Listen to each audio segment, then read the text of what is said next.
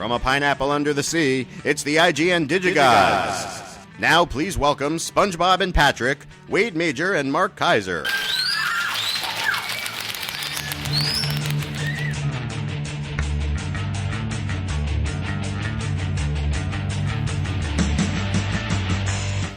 So I guess that makes me SpongeBob and you Patrick. All right, Corey. Who so dubbed us with such honor?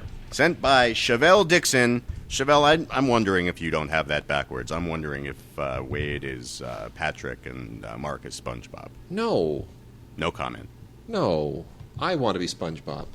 I want to be SpongeBob. I won't let my daughter watch that show. Really? No. Why, too psychedelic or something? No, it's just too busy. It's too loud. It's too... How do you know? How will you know until she sees it? No, because there are certain shows that she really responds to. And she responds to the...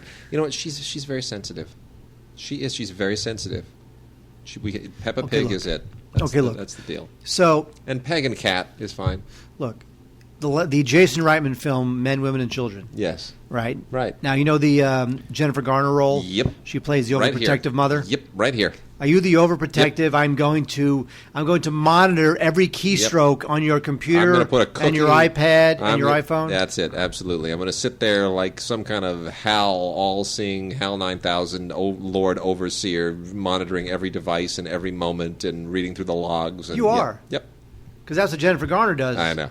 It's actually, she does a great job of that character. That could very easily have been a cardboard cutout, that character. Yeah, you know what? I never found her, and again, that might be why she was good for that role. I never found her a very warm or emotional or romantic or even particularly interesting actress. Yeah. You know, so when she plays cold characters like that, it's kind of her wheelhouse. Yep. But here's what I want.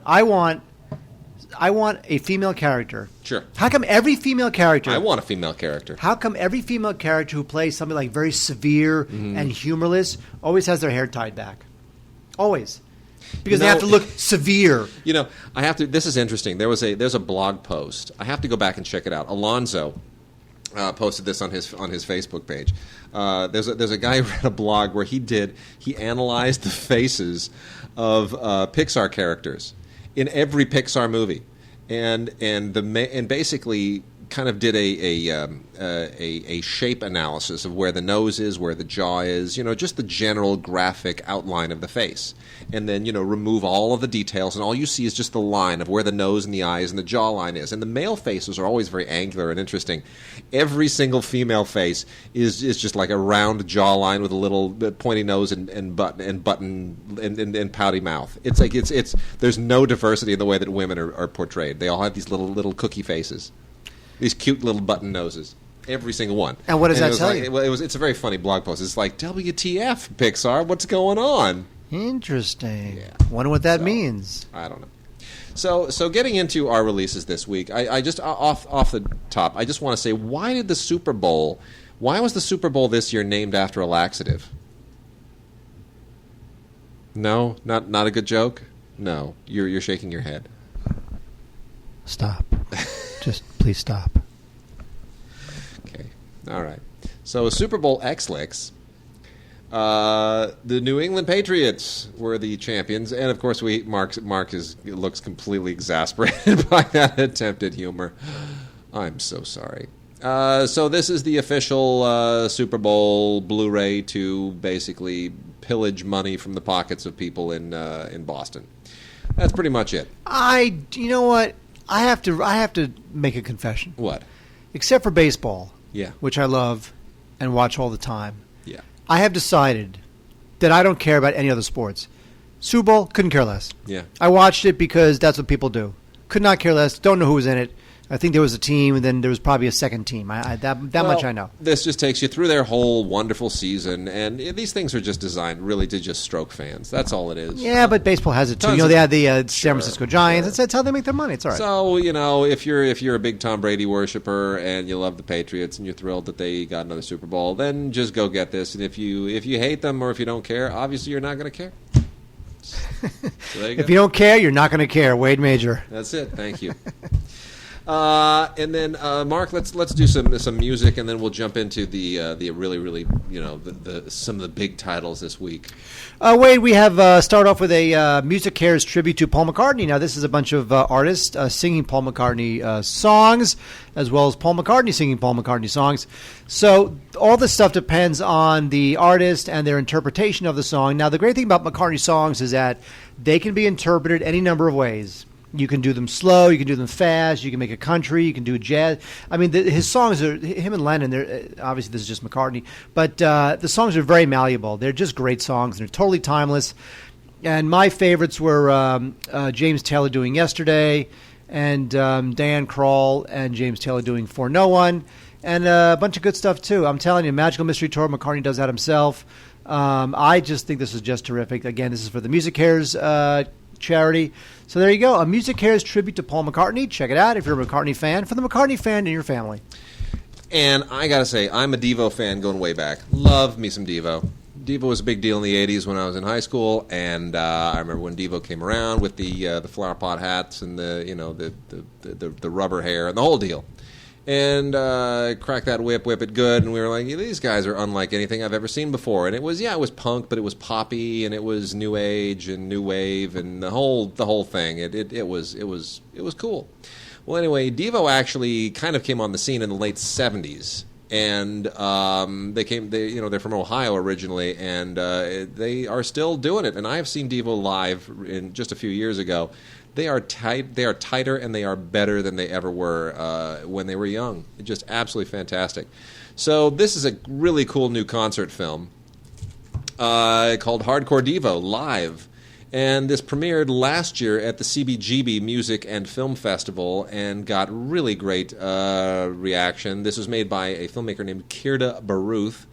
And it just, again, this is straight up for DEVO fans. You're going to love this. All the songs that you want are here, every single one of them, including stuff that like only hardcore DEVO fans like. Their version of Satisfaction is still so unbelievably awesome and homo. Jocko Homo, always loved Jocko Homo. Space Girl Blues. Baby Talking Bitches, Fraulein. And no one knows all those songs. Midget. No one knows all those songs. I know, but this is really, really awesome stuff. This is their mid to late '70s stuff, and it's really, really cool. And you get a concert only version among the extras, alternate opening, and a Building Satisfaction guitar. So. I recommend this for DEVO fans. This is essential for your ultimate DEVO compilation on Blu-ray. Wade, a pretty good festival Blu-ray is live at Nebworth. Nebworth was a series of rock concerts over in the UK, and here we have from 1990 a bunch of the Nebworth guys getting together to benefit the Brit School and the Northrop Robbins Music Therapy charity. So all you're wondering is who's on this thing. Well, we have Tears for Fears. Everyone here does about 2-3 songs.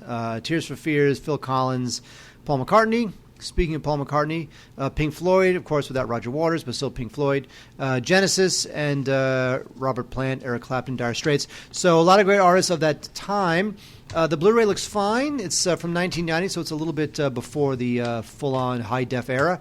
So, but it sounds great, and I guess that's the most important thing. So live at Nebworth for the Dire Straits fan in your family. Awesome. I'm a Dire Straits fan. I'm kind of a crooked. For nothing. I'm kind of a crooked Straits fan. You're on a roll today. Yeah. Okay. Yeah. It's been a long day. So, J. Geils Band, House Party live in Germany. This is a DVD-CD combo set that comes in a CD keep case.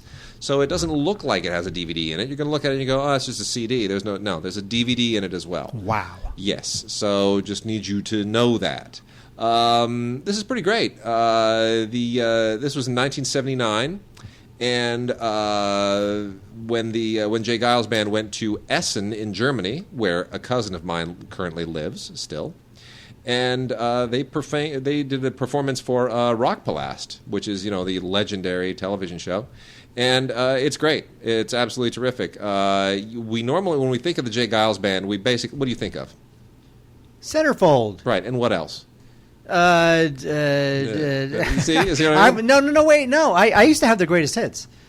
Right, but what I'm saying, Centerfold, but I know other people. Love Stinks. Okay, Well, I'm not going to name their whole. but I'm saying you had to work at it.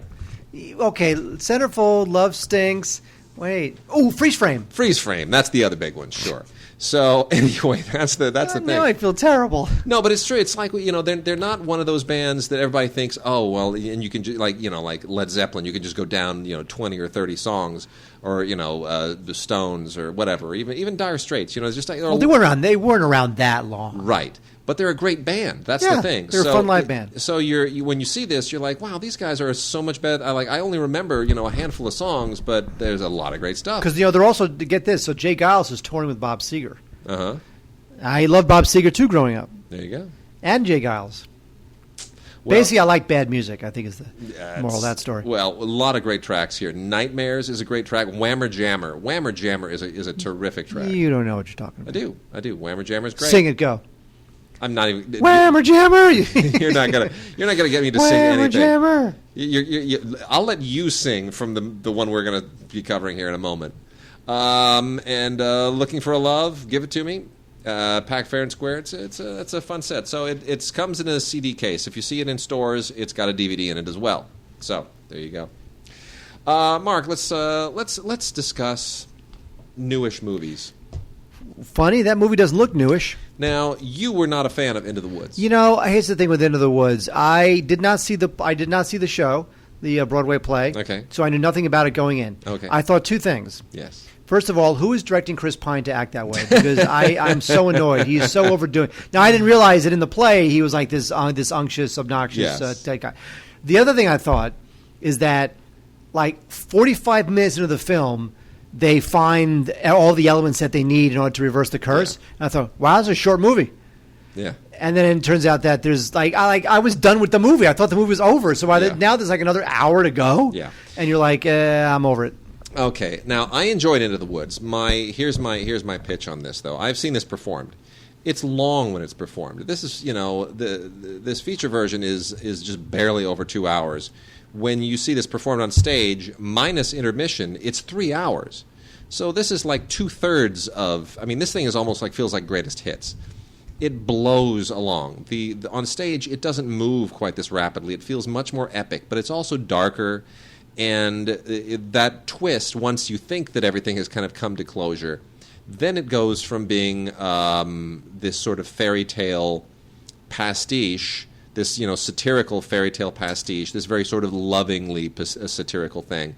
Then it becomes this really sort of dark and brooding and meditative existential meditation on life and the dark realities that life presents to all of us. And is life even really a fairy tale? There are no fairy tales. It really turns on you. And a lot of people have always thought that was a dark miscalculation by Sondheim. I think it's a brave thing. But that said, Stephen Sondheim's Into the Woods is not what this is. This is Disney's Into the Woods. And it's enjoyable in its own right, but you should not confuse the two. Disney definitely took Sondheim's musical and they put their own spin on it and their own twist, and they pared it down and cast all of these wonderful actors that we all love and adore, and made their own thing out of it. And it's not the same thing, but it is probably a more family-friendly version. So I recommend it with some reservations, which is saying something because I think Rob Marshall is a crap director. This is like the first Rob Marshall film I've ever seen where I was like, I actually kind of enjoy this. I don't hate what he's doing. Still could do with some better editing, but that's never been his strong suit. So I found this to be thoroughly enjoyable. Meryl Streep got an Oscar nomination, perfectly wonderful For some reason. and because she's in it. That's why she got an Oscar nomination. Meryl Streep, you point a camera at her, and she goes, then that's it. She gets a nomination. Didn't you know the rule? You didn't know that, did you? See, that's not right. Someday the Academy will be able to edge down the average age of a member, so that maybe they won't be so reflexively interested in awarding her a nomination. They're never going to edge that age down. They just won't. It's not mathematically possible unless you they fire everyone who's in the Academy and they just replace automatically just admit. Well, no, the older members die out. Yeah, of course they do, but they only admit 30, 40, 50, 60, 70 people per year. By the time you admit enough new members to become a significant contingent in the Academy, enough years have passed that all those new members are now in their 50s and 60s. Well, that's the thing too, because if you're going to be a member of they're only going to extend invitations to people who have achieved a certain amount of success in their field, and that's not going to happen if you're 19, if you're Miles Teller. No, you're never ever going to have a majority of people in the Academy in their 20s and 30s. It's just never going to happen. It's always going to be a group of people who are in their 50s and 60s. That's the mathematics of attrition just work out that way. Anyway, there's some fun extras here. There's a little all this behind the scenes featurette stuff, the usual deal, and a filmmaker commentary that is adequate, and you can jump around to just the songs if you want, which is always fun. And then there is, of course, the brand new Stephen Sondheim song "She'll Be Back," which is performed specifically for the film, and Sondheim wrote it specifically for the film. Into the Woods, good family film from material that I would not have expected to be quite so family friendly. And by the way, we should mention that Cinderella, the new Disney Cinderella, which is also spoofed in the film, is tearing it up right now. Really is. That film is just ripping it up, and I could not be happier because Kenneth Branagh's career is on track again. Thanks to Thor. I mean, isn't that amazing? Thor got that guy back on track. Thor got him on track, and now Cinderella, he can do like a great Shakespeare film again. I know. I really want him to just go back to those roots and do something amazing. I agree. Give him some money. Let him do, like Henry VI or something. No, but he should do the hip hop version. That's what he should do. That'd be cool. There you go. You know what I'd love to see him do, honestly? I would love to see Kenneth Branagh do 12th Night. I really would. I think that would be so much fun. Okay. I'm just saying. Yeah. Okay, never mind. As you were, as you like it. As you wish, Princess Bride. The Hobbit, the Battle of Five Armies, 3D. This is the final. Now, this is the final of the Hobbit things where they run around and there's orcs and I don't know what's going on anymore. I can't. Wade, you like these movies more than I do. I do. I feel with the other one, Lord of the Rings, I feel I was done with that world. I didn't need more orcs and people running around in like Ren Fair costumes. I like these films better. Really? I do. Why I really is that? do. You know what? I've tried to figure it out, and I think it's because each one of the Lord of the Rings films was like the same story. It was just the same crap. It was like some big battle. And part of it is because I really like Martin Freeman. And I make fun of these films, too. I mean, look, if there is a consistent theme in the Hobbit films, it is that he's Bilbo, right? Frodo's the... Yeah, well... It's William Bow. I get my Baggins all mixed up. But if there's a theme to this, it is that Martin Freeman cannot hold on to anything to save his life. He is the most insufferable Butterfingers on the planet. If you give him something of value, whether it's a sword, a ring, whatever, anything you give him 10 seconds, he will drop that sucker off a cliff. That happens at least 50 times in these films. But anyway, no, I think The Hobbit is a fun. I really like what they did with it. I do.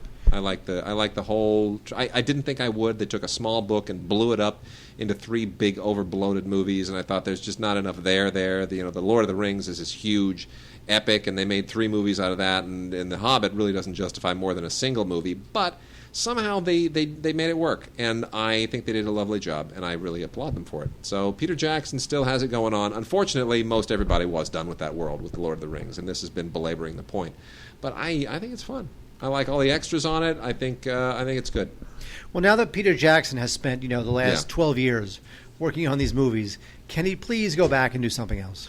Yeah, but when he tried to do that, he gave us the whatchamit. King Kong. No, not King Kong. The other one that was such a the murder thing. It was. Hang on! Don't stop the recording. Yeah, the one I'm desperately trying to block because it just. Oh, is that Lovely Bones? That was it. The Lovely Bones. Yeah. That just. The thing is that I'm almost afraid that just was not he's right. been co-opted by like the Guillermo del Toros and some of the really like the Alfonso Cuarón, some of the really cool guys who do that big special effects stuff. And Peter Jackson almost feels like a relic of like another era now. It's weird because he spent so long doing this that this is sort of everyone. It defines him now. Yeah. Well, we'll see. I mean, he's still look. Does he need to work anymore? Well, I'm sure, but that doesn't mean he doesn't want to. Nah, he's in his 50s now. He's still young enough to work. Sure. Sure. A couple of titles from the Kino Lorber Studio Classics line. These are a couple of really interesting ones this week. Cover Up is an Alfred E. Green film with William Bendix, Barbara Britton, and Dennis O'Keefe. Made in 1949. Good old hard-hitting noir from the golden age of noir. This is like a second-tier noir. You know, Alfred E. Green was a guy, one of those workman-like studio journeymen. And William Bendix, you know, he's got that tough guy face. You know, he's got that boxer face.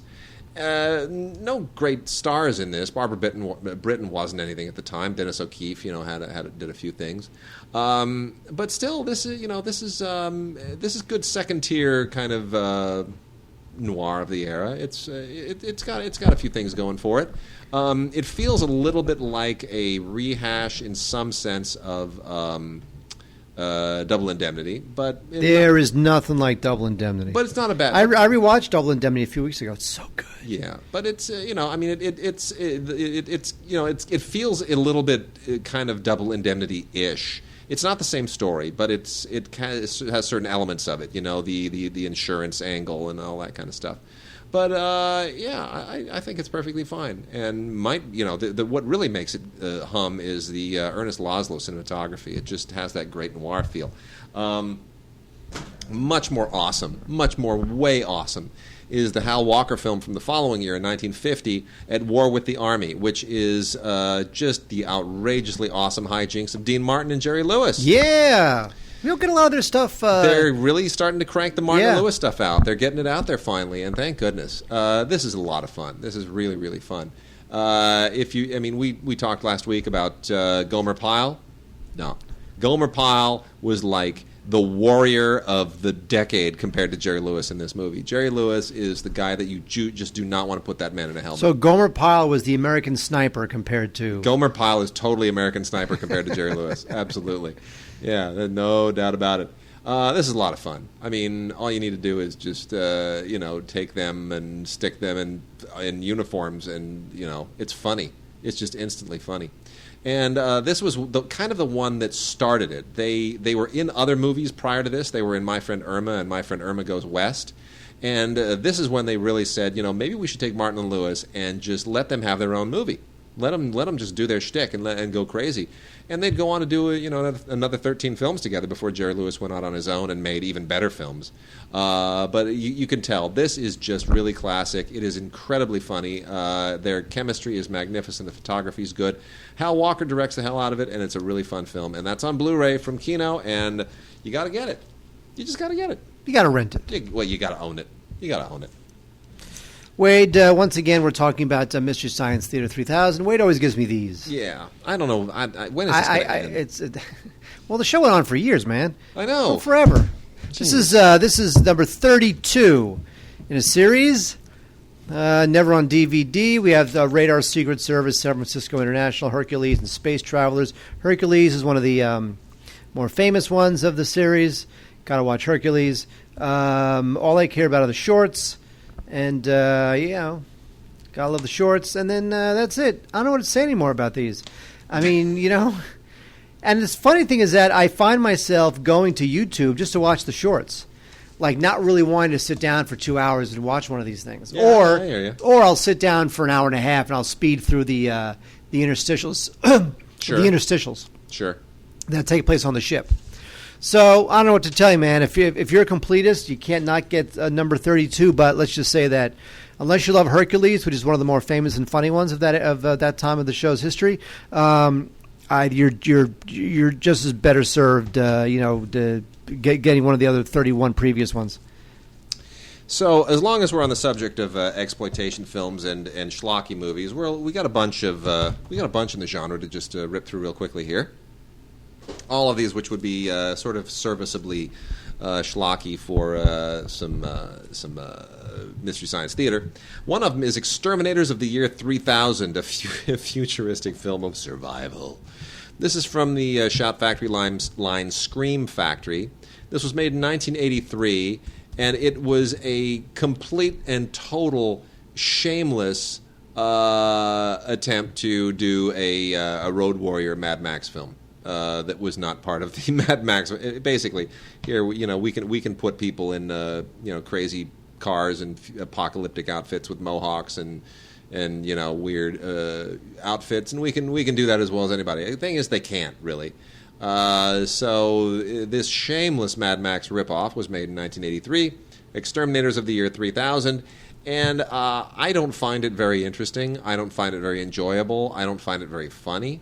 It's just basically an American director and an Italian crew shooting this in Italy, and it just feels so derivative. But you know what? It has kind of a weird cult following precisely because it is a knockoff. So I don't know. Maybe I'm just missing the boat on that one. More popular is the trauma film Rabid Grannies, which is one of those trauma films that just keeps coming back and back and back. It obviously doesn't have quite the following that the Toxic Avenger does, but just the title Rabid Grannies really has given this thing a life far beyond what it ever should have had. This was made in 1988. I still bump into people who just start giggling like schoolgirls when you mention Rabid Grannies. And honestly, I got to tell you, the movie is not very funny either.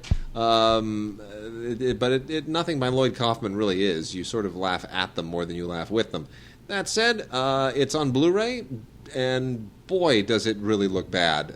Just the worst photography ever and the worst gore effects ever. Also a DVD on this, so it's a combo set.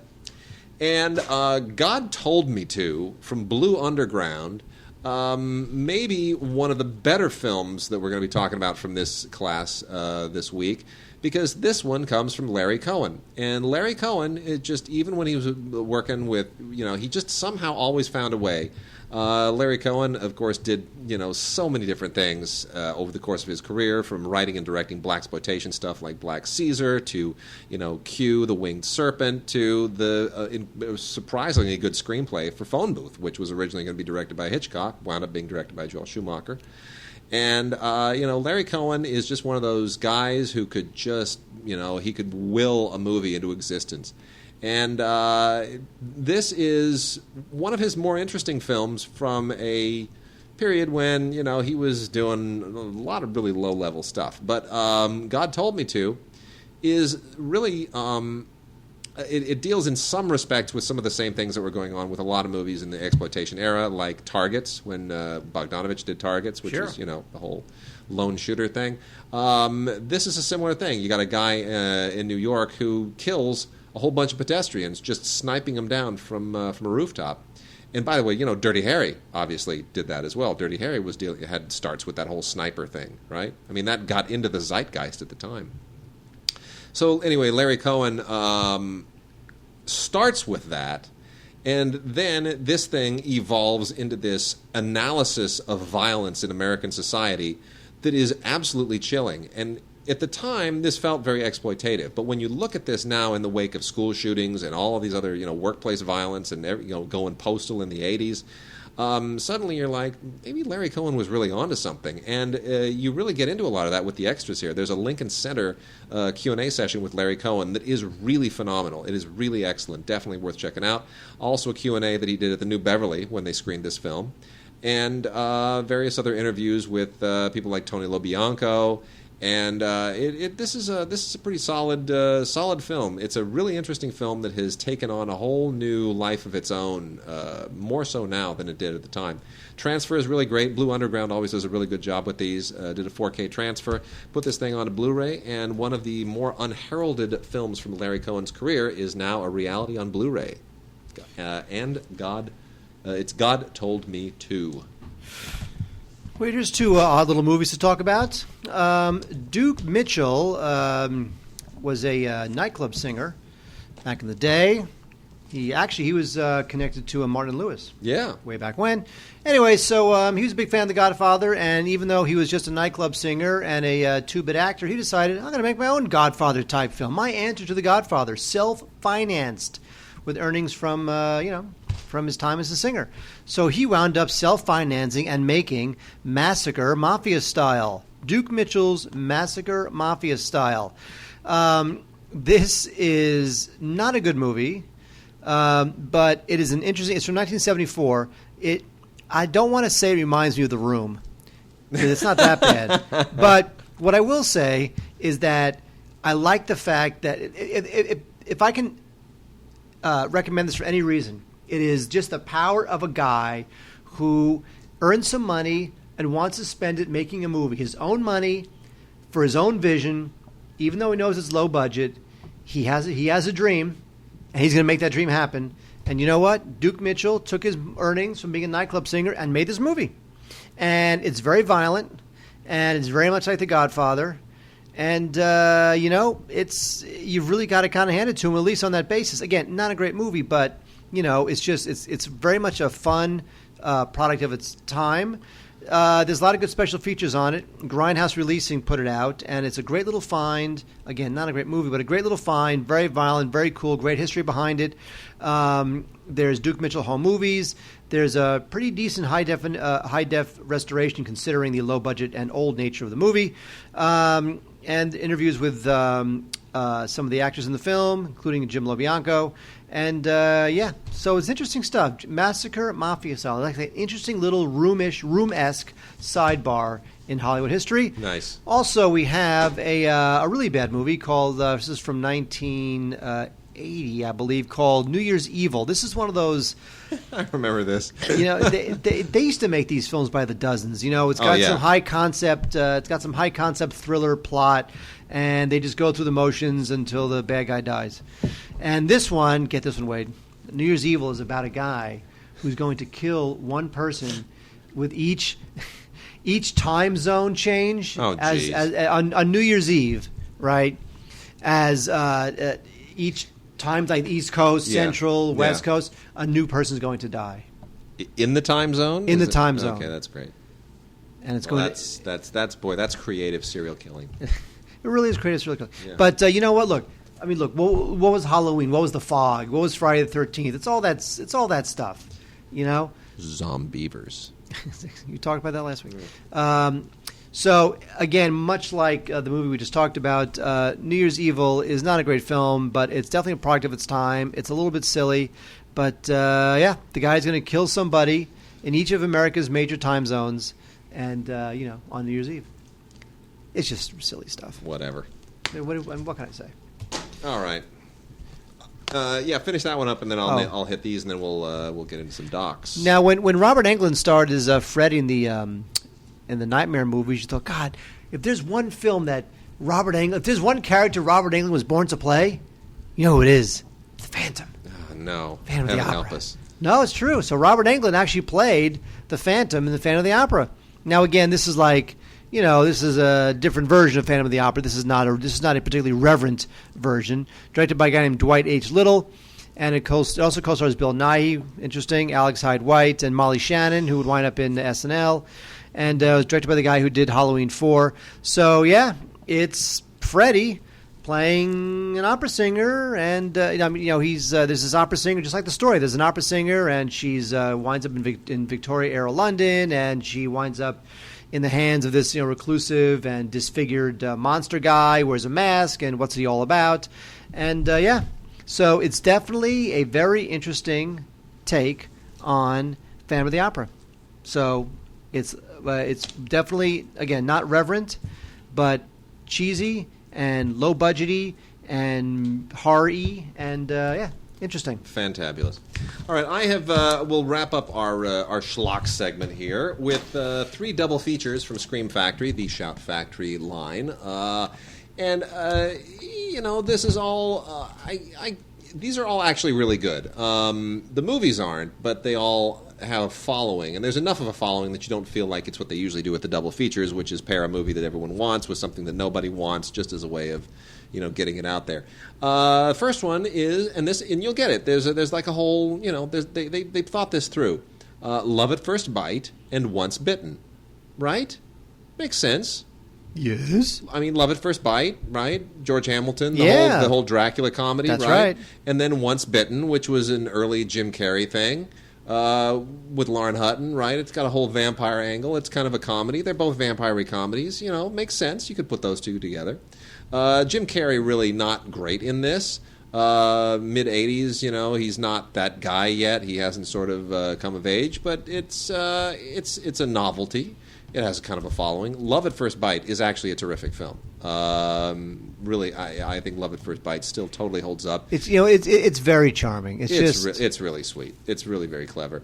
And Peter Medak, who directed it, just such an unusual director. I mean, his career has been all over the map. He did one of my favorite films of the 90s, actually, which was Let Him Have It, which is this great British film that should have gotten Oscar nominations. I mean, it's a terrific movie. Let Him Have It is. It seemed like Let Him Have It. I wish that would come out on Blu-ray or DVD. I do. Let Him Have It seemed like one of those films that would be like The Long Good Friday, like kind of a classic British crime noir-y thing. Yeah. And it was praised at the time. Yeah. But never became Christopher Eccleston. It was like his first big breakthrough. Well, anyway, Peter Medak did a great job. Love at First Bite. George Hamilton is great. Sherman Hemsley and Isabel Sanford from the Jeffersons are in this as well. I mean, it's just it's very much of its era, but it's a lot of fun. And then also keeping the vampire theme, we have Blacula and Scream, Blacula, Scream, which came from the blaxploitation era, and these obviously belong together as a double feature. But this was taking blaxploitation film into a whole different era. And there's a really great audio commentary on here by David F. Walker, who kind of puts everything in the the whole blaxploitation period, and these films in particular, puts them in perspective, puts them in their context, and then also a great interview with actor Richard Lawson. So the Blacula films are not good by any, but they are significant from a historical and cultural standpoint. So if you are into sort of collecting, that era and archiving it, I would certainly recommend it. And then this one's interesting, sort of continuing the vampire thing a little bit, but this is an interesting pairing. Nicolas Cage in Vampire's Kiss with High Spirits. What? Right? Isn't that sort of interesting? Now, Vampire's Kiss, I think, is a really underrated movie. I think Nicolas Cage is so over the top. He's amazing. This is one of the few times that I actually like him over the top. I prefer him usually when he's doing things like Birdie or even being comedic like in Raising Arizona. Vampire's Kiss, he's completely unhinged, but in a great way. So that that part I enjoy. High Spirits, what do we think of High Spirits, Mark? Again, it was one of those films at the time that would star, Bette Midler, or would like an early Sandra Bullock, or Daryl Hannah's in this, and it's just big and poppy and silly and stupid, never really all that magical or engaging. I just don't think it was Peter O'Toole's. It just seemed like a phone-in for him. Here's the thing: this movie has saved my bacon many times when I've had these trivia games. We used to play these trivia games when I worked at the theater, and I still do this on occasion, where you daisy chain movies. So I will say to you, Steve Guttenberg. And then you go Peter O'Toole. And then it's up to me to go, oh, they were together in, High Spirits. I have stumped so many people on with that. It'll come to Peter O'Toole, and you go, Steve Guttenberg. And they're like, Steve Guttenberg and Peter O'Toole were never in a movie together. It's like a 6 Degrees game. It is, exactly. It's like, High Spirits, you lose, out. And then that person's out. And it's enabled me to win that game many times. That's a great way. I'm grateful for this movie for that, because it is that trivia moment where I can connect Steve Guttenberg to Peter O'Toole and everyone else is stumped. By the way, at the office the other day, I don't know how this came up. Somebody went to that website where you can figure out how many degrees you are away from Kevin Bacon. You type in your name and then it figures it out. Yeah. Well, and you would be the same. I was only 2 degrees away. Yeah. Because it's stupid for movies. All right. I'm just saying. Okay, that's fine. That's great. Okay. All right. What are you talking about? Yeah, let's do some docs. We don't just have docs, Wade. We have docs. Amazing docs. I mean, what's up, docs? We have 3 from Errol Morris on 2 Blu-rays. Criterion, baby. Criterion. Yep. Go get it now. Gates of Heaven in Vernon, Florida. They are packaged together in one beautiful Blu-ray. Gates of Heaven is, of course, his landmark documentary about pet cemeteries and the people who lose their pets and want to bury them in cemeteries. That one put them on the map. It's a masterpiece. It's just completely awesome. Then the other one is Vernon, Florida, which is an interesting little sidebar in Errol Morris's career. He had created this. He was doing this documentary, which actually had another name. It was called, as I remember, it was called Nub City. And he had gone to this small town in Vernon, Florida, just to see what the people are like. What happens in Vernon, Florida? That was the whole idea. Well, it turns out that the people in Vernon, Florida are completely eccentric, and they're not that articulate, and they're not even that smart. I mean, it is Florida, folks. But they're just crazily eccentric. But they didn't like the fact that he was there, and there are stories about how Morris stopped making the film because he was getting death threats. And he wound up finishing the film in his own way and then rechristening it Vernon, Florida. And it's the B-side, you can say, of this Criterion Blu-ray, which is so fantastic. I mean, he interviews all these great people. I think Vernon, Florida, it's a little bit overlooked because, nowadays on the internet, you go to people of Walmart and all these websites where you just see these eccentric, crazy people. Yeah. Vernon, Florida is that. It's the original. It's sort of established that genre, yeah. So, I mean, you've got people here who have been known. This is Florida, Wade. You got people who they cut their arms off for the insurance money. Okay, that's how crazy they were in Vernon, Florida. So, Gates of Heaven in Vernon, Florida are on one Blu-ray, 2K transfers, new interviews with Errol Morris. It also includes Werner Herzog Eats a Shoe, which is the legendary documentary, right? It sure is. That is truly, I mean, the fact that movie even exists is just a testament to the wonders of human nature. It is. I didn't realize that. Yes. The thing is that I'm not sure whether that... Because the thing is that the reason why Werner Herzog Eats a Shoe is on the Gates of Heaven Blu-ray is because... It had to do with there was a joke that Werner Herzog had promised to eat a shoe if Errol Morris ever finished the film, Gates of Heaven. Yeah. So what happens is that Errol Morris finishes the film, so Werner Herzog lost the bet, and he ate a shoe. And so there's a 20-minute documentary on Werner Herzog eating a shoe called Werner Herzog Eats His Shoe. So it's on this Blu-ray, and just another reason to buy it. There's that. Also, we have another classic, Errol Morris. This is The Thin Blue Line. This is from 1988. This is where Errol Morris really takes all of his documentary expertise and his way with style and Philip Glass's music, and he creates this just dreamy, riveting, just revelatory documentary about this guy who was charged with murder. He had murdered a Texas, I think it was Dallas, police officer, got sent to death row, and it turns out that maybe he didn't do it. So Errol Morris just directed the hell out of this thing. There's reenactments, there's interesting interviews, again, there's a Philip Glass score, and this thing it's a whole new way to look at documentaries. The guy just knocked it out of the park. It's a classic. So there you go. Another 2K interview, another 2K transfer, new interview with Morris. There's a new interview with Joshua Oppenheimer, the guy who directed The Act of Killing, which I love, which Wade wasn't that fond of. But he's interviewed in this, talking about the documentary form and how the Thin Blue Line fits into it. So there you go. Errol Morris, Thin Blue Line. That's a must-get. This freed a guy from prison. Yeah. I mean, this literally changed... I mean, movies don't do that. Movies don't change reality. They don't save people's lives. They don't sort of, change the justice system. This did. It's incredible. Yep. All right, we got some great stuff here from First Run Features, and one that's not, but sort of ties in with this other one. A couple with a Jewish theme here. This first one is Sukkah City. I'm pronouncing it correct. Sukkah. Yeah, Sukkah. Sukkah. And not being of the persuasion, you can correct me here, but every year for the holiday of Sukkot, is that it? Sukkot. Sukkot? Yes. Okay. So every year for Sukkot, sounds like something that I'd be buying down at Macy's. A Sukkot. Do you have a Sukkot? I need a Sukkot to go on top of my regular coat. I will sue you for a coat. There you go. So anyway, for that holiday, it is a Jewish tradition to build these little kind of primitive dwellings called a sukkah.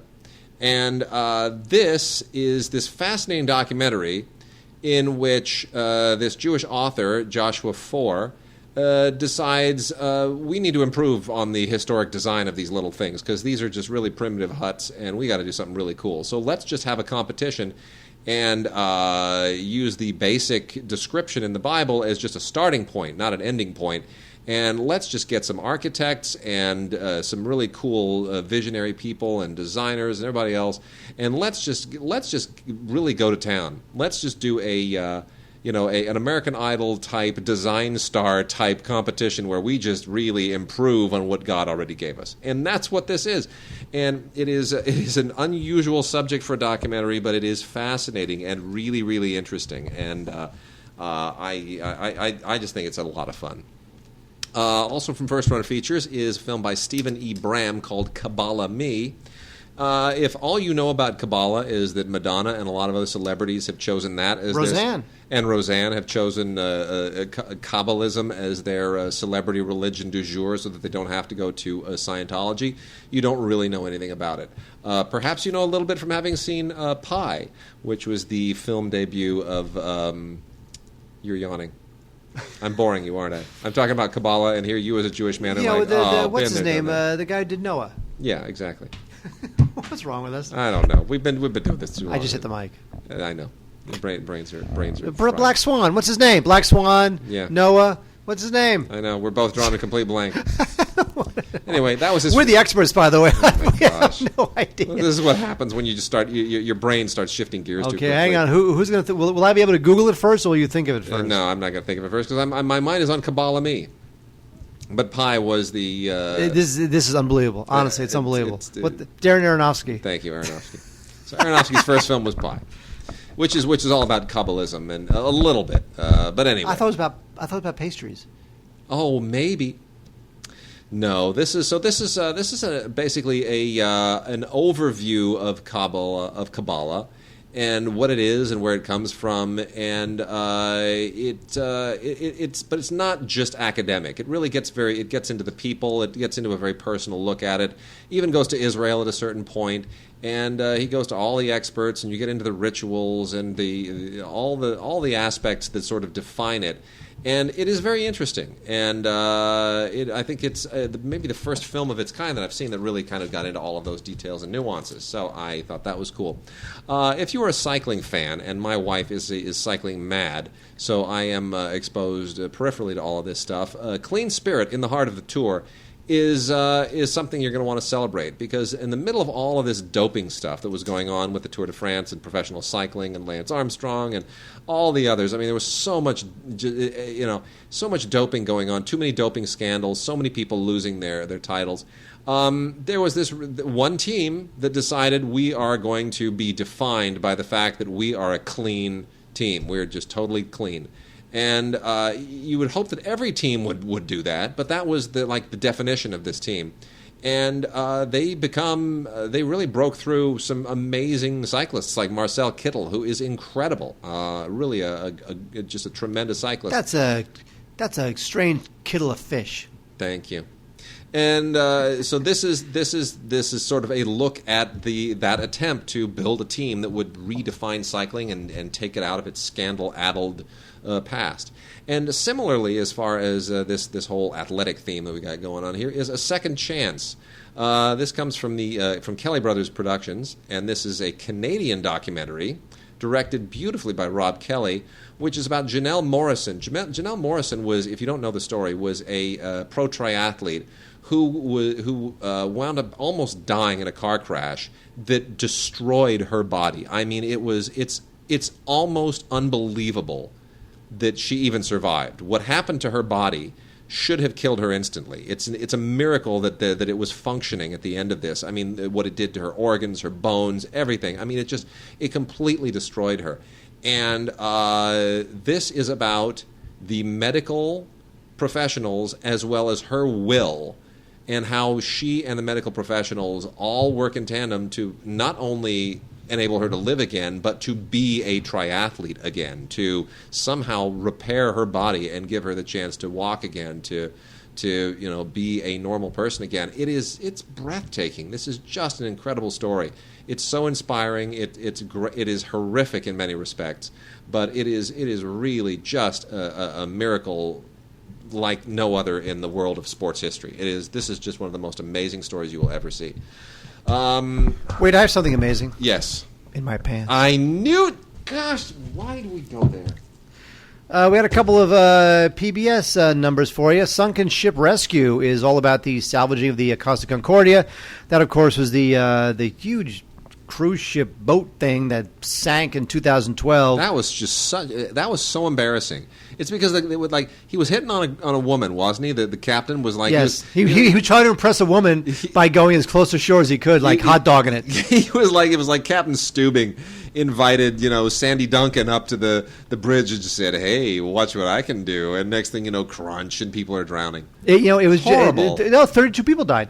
And I'll tell you, those shots of the ship just listing on its side were so tragic. There's something about seeing like a ship that big that in our imagination is not turned over on its side, sinking. Just seeing it there was just this enormous. It would be like seeing the Starship Enterprise, like just tipped over and listed over. It'd just be weird. And it was there for years. Yep, before they started to dredge it up. So this is all about the disaster and then moving it off. It's off that underwater cliff it was on and out where they can kind of take a better look at it. And there's hundreds of divers and engineers that were working on this thing. So if even the visuals themselves are worth it of just that ship listing around. It just was crazy. What's that, Wade? What do you got? I've got a doc called A Path Appears. This is by the people who did Half the Sky. And this is a just whopping. It's almost too long, actually. It's a 4.5 hour long documentary. This is also from PBS, from the Independent Lens people, which is just this enormous canvas of activism that deals with. It's not just about gender inequality, but it sort of looks at the gender issues around the world. And especially in the third world, and how this results in broken families and in orphans and abuse and abused women, abused children, sex trafficking, childhood soldiers, all of this stuff. And you really it just goes into the ends of the world. For 4.5 hours, you're just being dragged through this, just so much depression. But it does wind up being actually rather inspiring at the end. And fortunately, you have a lot of celebrities who have lent themselves to this. George Clooney does the introduction, and you've got Blake Lively and Jennifer Garner and Mia Farrow and various people who show up along the way. And that kind of gives it a little bit of a boost. It makes you feel like the world is not completely coming to an end. There's a little bit of star value. But it's very thoughtful. It's very provocative and very impactful. And but be prepared to sit down for 4 hours and have an IV while you're at it, because it's taxing. It's emotionally taxing, and that is called A Path Appears. Wade, Gun Down, The Power of the NRA is a PBS frontline look at the NRA and how they went from a bunch of, gun enthusiasts to a Nebraska Research Associates. Exactly. I wish. Jeez. To just you know what they're like the worst. Like when people think how conservatives think that like unions are like the most evil things in the world, like they hate IATSE and it. That's what liberals think of the NRA. I know. Just the worst and most just dug in and transigent evil union in the entire world. That's what the NRA actually is. And so, so they've taken our right to bear arms, which is guaranteed in the Second Amendment, and turned it into this enormous just lobbying money power grab that goes way beyond. I mean, any perceived slight. It is really extraordinary, the power that they wield. It's really extraordinary, even though it's been diminished in recent years as a lobby. Because I know a lot of gun owners are like gun owners are. It's not like all gun owners are NRA members. It's a very specific subset of gun owners. It's a lobby that represents only certain gun activists. It's not sort of the blanket lobbying organization for people who own guns. Yeah, but they're also very, very loud. Yeah, and even if their political clout is illusory or not. It is to Congress. I mean, these guys, when Wayne LaPierre calls you, you take that call, you do what he says, because he's going to threaten you. You know how like people say like Jesse Jackson is all about the shakedown. Yeah. He calls a congressman and says it's Sharpton now. I mean, Sharpton now. Sharpton is all about the shakedown. You say this good thing about African Americans, we'll make sure you never get reelected. Yeah. That's what the NRA does. You know, It's true. So, Gun Down. It's very. It will make you angry unless you love the NRA, in which case it'll make you happy. Yeah. But they talked to both sides of the issue, which is nice. By the way, speaking of the shakedown, what do you think about this whole Byron Allen lawsuit against Al Sharpton? And I haven't been tracking that because you love Byron Allen. You like revere that guy. Well, here's the thing about Byron Allen. I mean, I admire the hell out of the guy because he's like the ultimate entrepreneur. He really is. He really is like a self-starter. Byron Allen went from being a stand-up comic who co-hosted That's Incredible. Right, I mean that was it. Right, sure. it was that was his claim to fame. I'm a stand-up, and he was never really very good stand-up. He was never that funny. He was just one of those guys who was sort of in the mix in the '80s, and he showed up and he did the job, and he was on That's Incredible. And he was likable, and he was funny enough. And I knew people who'd bump into him at clubs and whatever, and he was just on the scene.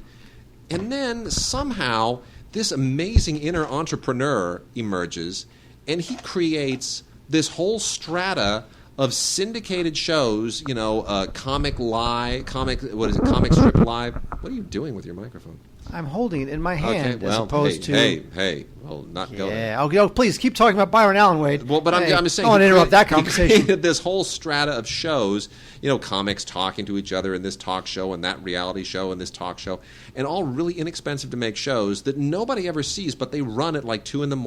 in Nebraska or at odd hours in the afternoon in Indiana, and he syndicated these things and he built this empire of shows. And if you go to his website, you're like, I've never heard of any of these shows, but they air, they get made, they're profitable. I mean, he built this, he found a niche, right? He did what all great entrepreneurs do, which is he said, this is a space, this is needed, nobody else is serving this demographic, nobody else is serving this need, I'm going to fill it.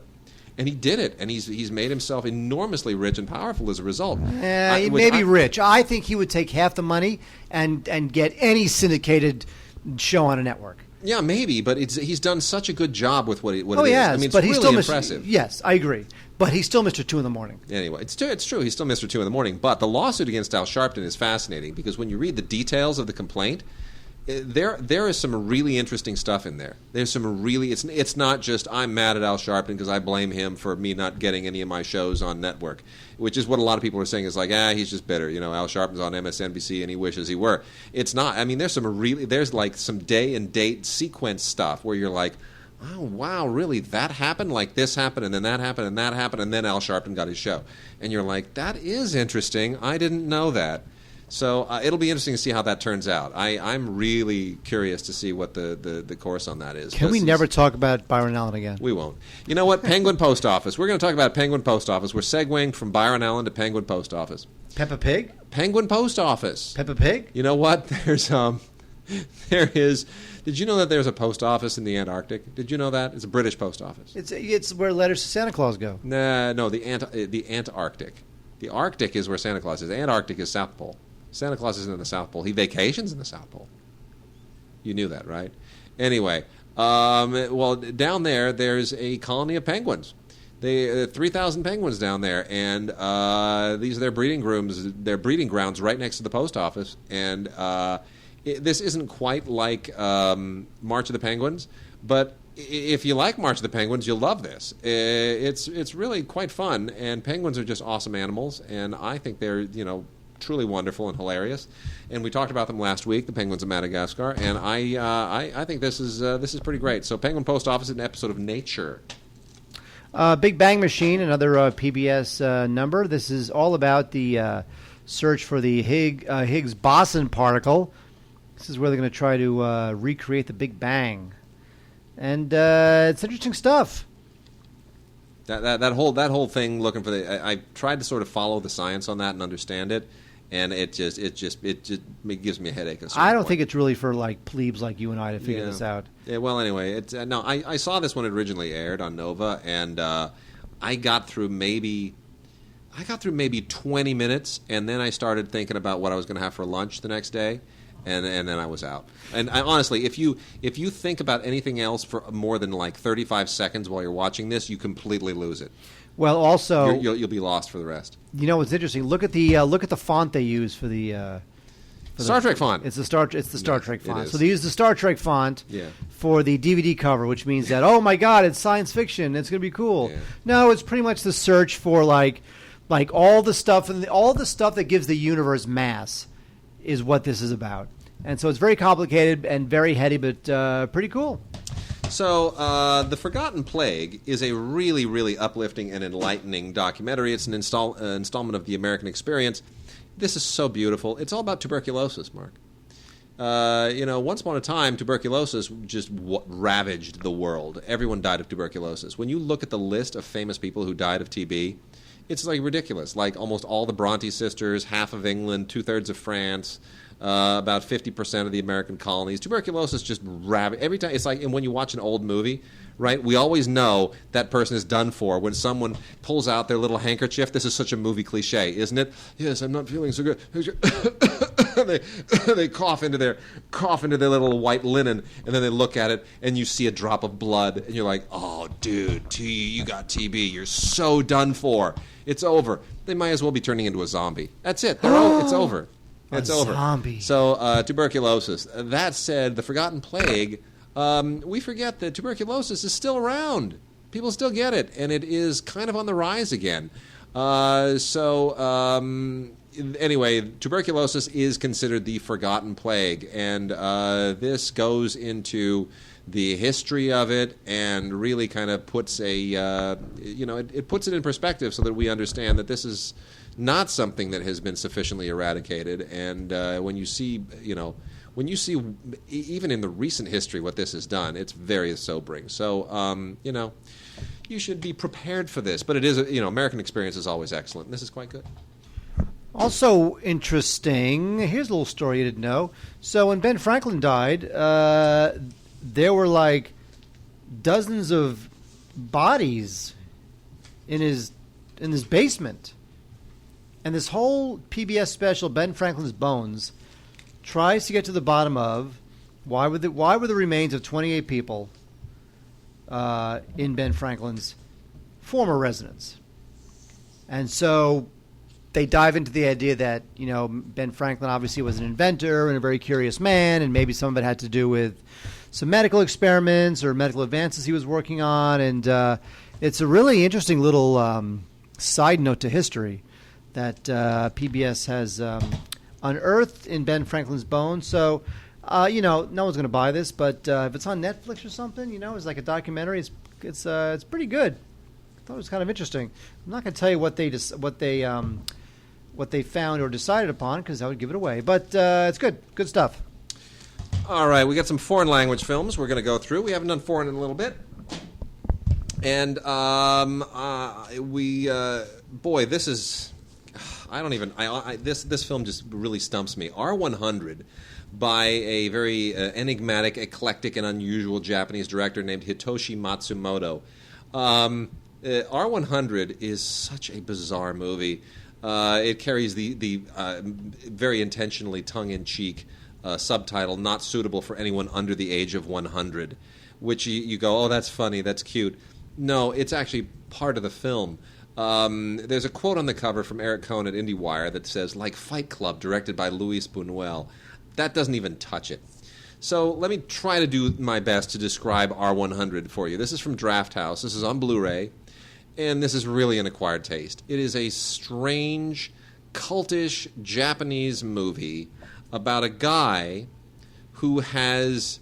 And in the age of 50 Shades of Grey, this makes 50 Shades of Grey look like Pinocchio. This is just crazy. About a guy who has a bondage fetish. And he has signed a contract with this very shady firm who will send a mistress, a dominant mistress, to seek him out in his public life at whenever, like he might go be at work and walk into the restroom, and here's a woman in stiletto heels and garters with a whip who suddenly will just like start beating him and torturing him to the point of ecstasy right there in the restroom. And at the points of ecstasy, it's always like this little gong sound and then a little ripple on his face, and it is just a weird movie. And he decides at a certain point he doesn't want to be part of the contract anymore, but they won't let him out. And then this has interludes where you presumably are exiting the movie and you see executives walking out of the screening room to talk about the movie. In the movie, as if it were being made by this 100-year-old filmmaker who doesn't think that anyone will understand it if they're under 100. And they call attention to every plot point that doesn't make sense, which none of them do.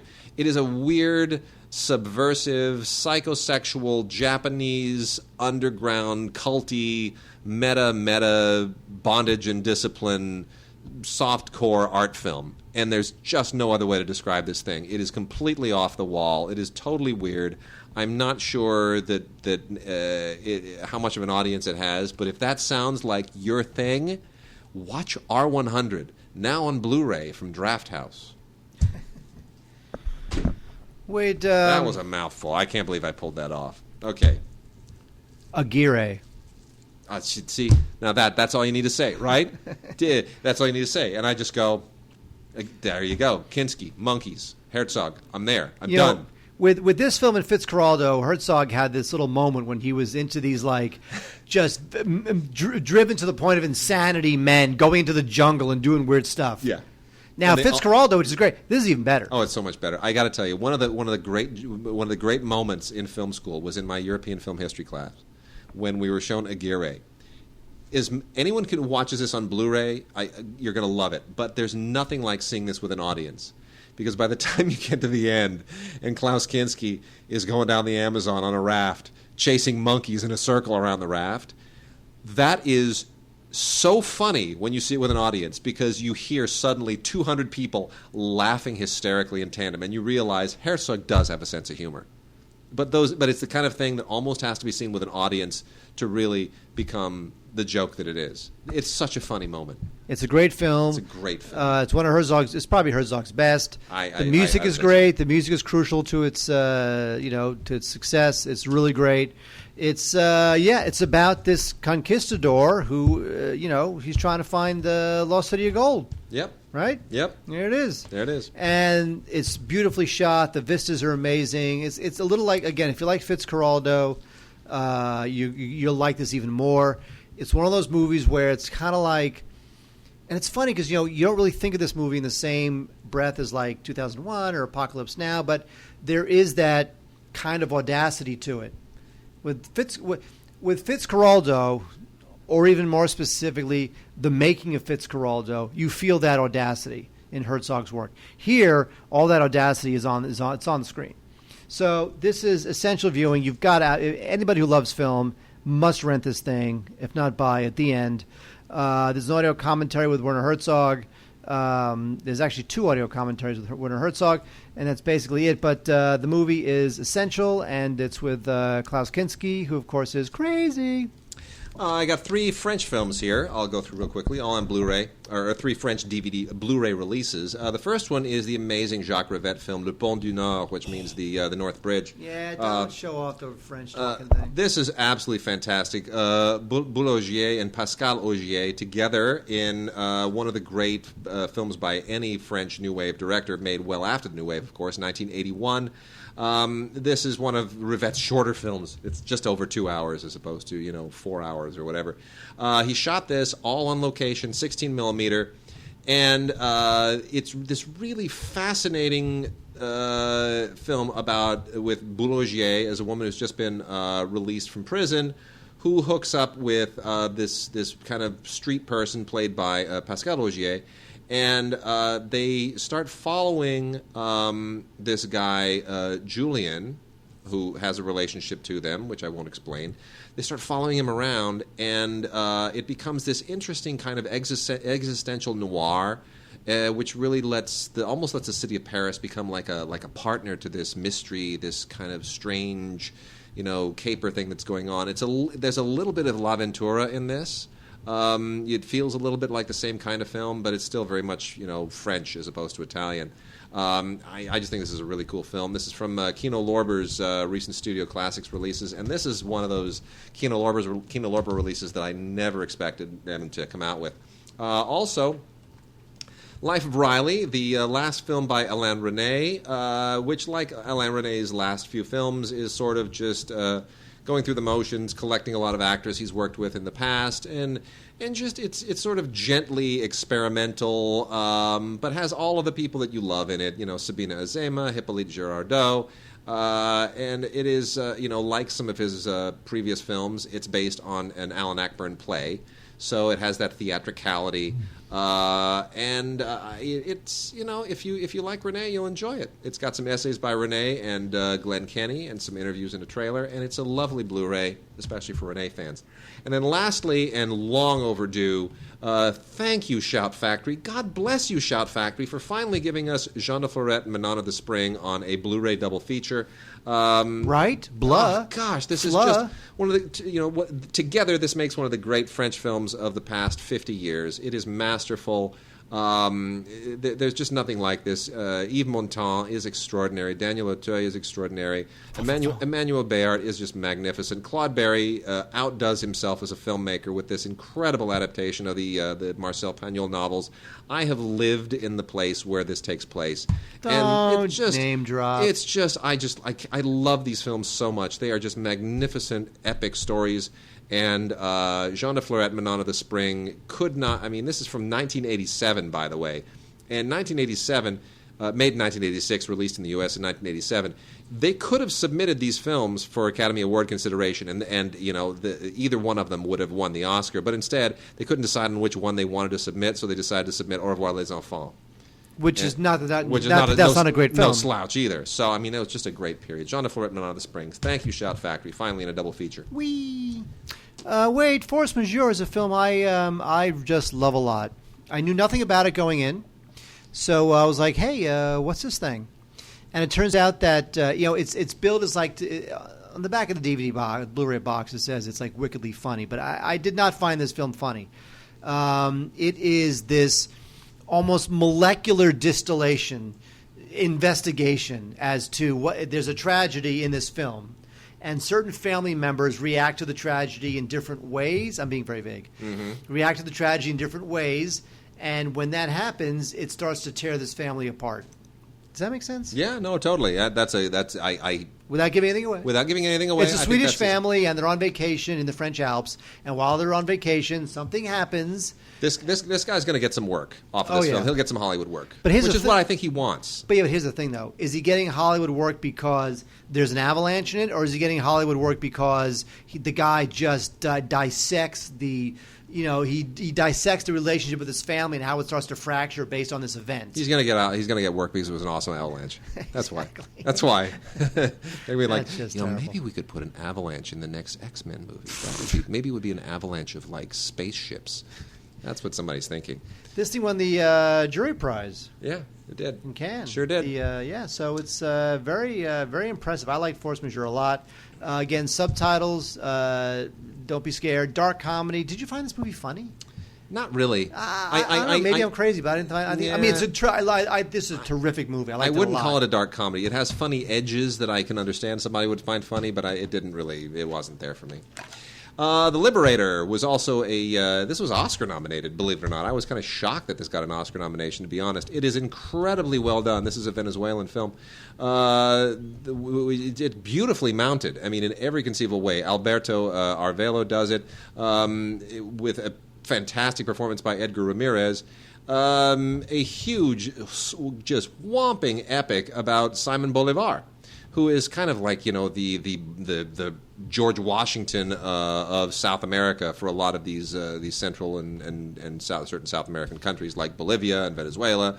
He's just a legendary figure because he's the one that gave South American countries their independence, fought Spain and booted them out. And it is a big, swamping, epic film, beautifully photographed, really incredibly well acted by Ramirez.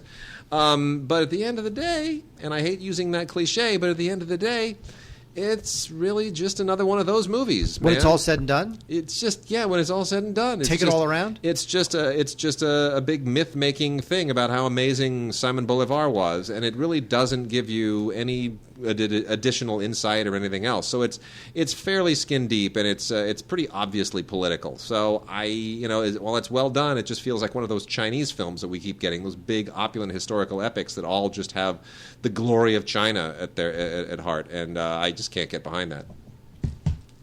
Wait, We Are the Best is it's an interesting movie. I like this movie. It's about these three teenage girls growing up in Stockholm. It's got a lot of love from LAFCA, by the way. I was surprised about Wasn't that amazing how many people voted for this? I know. I went around the room and I was like, wow. Because it's about three girls in a punk band. It's got like, Amy Nicholson written all over it. You know what I mean? It does. Yeah. Not that the film's not good. I mean, it's a little bit cutesy and whatever, but still, you know what? It's warm and it's believable and it's got some funny moments, and it's definitely a universal growing up story, adolescent story, even though it's in Stockholm. True. And it has to do with punk rock music. So the performances are very authentic, and I just think it's got a lot of life to it. I just think it was pretty cool. It's an interesting little recommendation. We Are the Best. It's about again three 13-year-old rebels growing up in Stockholm, and they start a band. Yep. Come totally. on, is that not a recommendation? There you go. 13-year-old girls starting a band, a punk band. It's a fun film. It is a fun film. I just don't think it's that brilliant. And then lastly, the amazing Taiwanese filmmaker Tsai Ming-liang, Stray Dogs. Tsai Ming-liang is acquired taste, definitely an acquired taste. But Stray Dogs from Cinema Guild is a very, very surreal but engaging and cool entry in Tsai Ming-liang's filmography. The whole thing here centers on this woman who takes these children these destitute children, when their father just completely starts to disintegrate. This family that just sort of can't make ends meet. It is a brutal but fascinating and kind of almost surreal look at this at the entire concept of family redefined in Tsai Ming-liang's unusual cinematic terms. It's almost 2.5 hours long, so get ready for a real trip. But Tsai Ming-liang, amazing filmmaker, and the film is Stray Dogs on Blu-ray from Cinema Guild. Very, very nicely done. And some great special features as well. So definitely check that out if you are a fan of this particular class of Taiwanese filmmaking. And with that, Mark, we are done. We're done? We're done. The balcony is closed? Oh, that's not our slogan. Oh.